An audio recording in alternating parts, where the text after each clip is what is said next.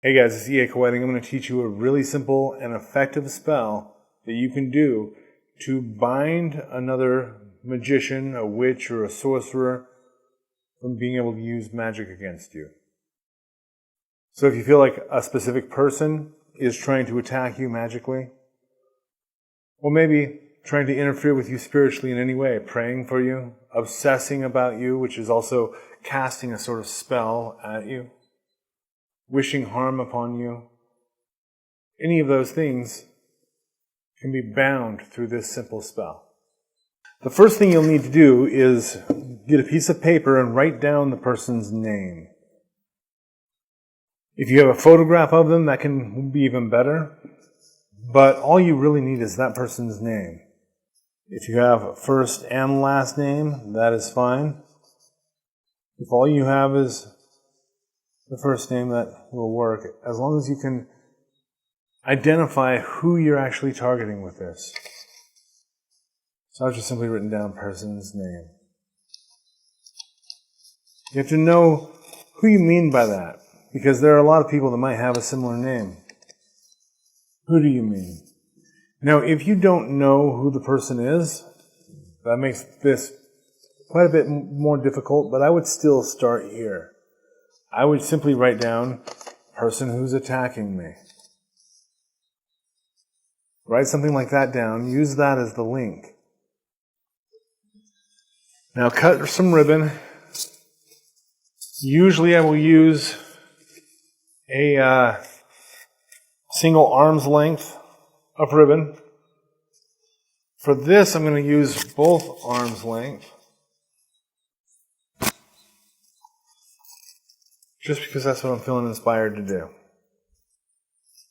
Because as I've written down person's name, I've actually linked that with a real person who really does need to be bound.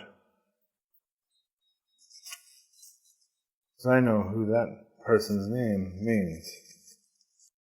Fold it up and fold it lengthwise. Now I'm going to fold it lengthwise again so the paper doesn't tear as I wrap it. And then start at either end. Simply pinch and hold the ribbon on the paper and wrap it. And as you wrap it, say the words. Say the name of the person. I bind you. Person's name, I bind you. Person's name, I bind you. Person's name, I bind you. And then you can just tuck the leftover ribbon into any of the slots that will allow it. And then I keep this. Oh.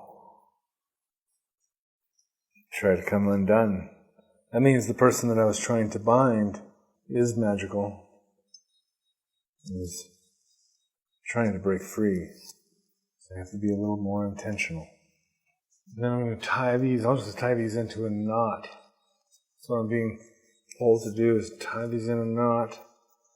And it binds it all together. And then I'll keep this. And the magic that that person would throw at me, instead of coming at me, is going to enter this. Sometimes I'll find that I've kept these for years, and that person is unable to work against me. This is a completely safe spell to use, in that it's not going to do harm to the person. It's not returning anything to them. If they're not working against you, it does nothing. If they are working against you, their spells will not get through. This and the spell that I showed you last week will solve a good deal of your magical self-defense needs. But I've got an entire spell book coming out called the Protection Magic Spell Book that I put together with Maggie Moon and Zeraphina Angelus to give you all of the spells of self-defense, of banishing, exorcism, how to cancel curses, and how to return curses to the sender. You can go to becomealivinggod.com/protectionmagic right now to get signed up and to get a free chapter of the Protection Magic Spellbook.